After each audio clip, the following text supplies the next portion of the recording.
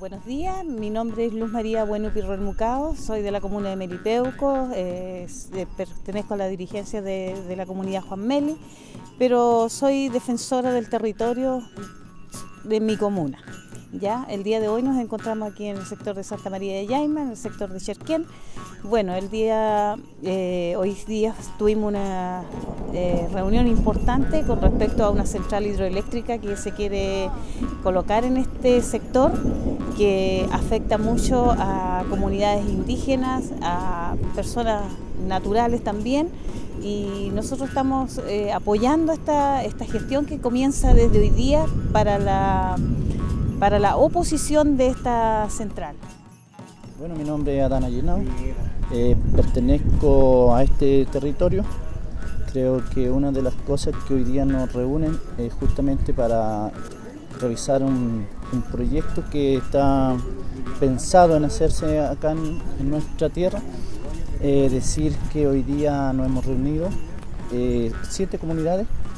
Estamos analizando la oposición que vamos a presentar con respecto a este proyecto. Creo que una de las garantías que nosotros nos permite defender nuestra tierra es justamente garantizar y salvaguardar la naturaleza. Mi nombre es Juan Carlos Llenao, soy de aquí del territorio de Yaima. Ahora estamos específicamente finalizando una reunión en la sede de la comunidad Juan José Llenao.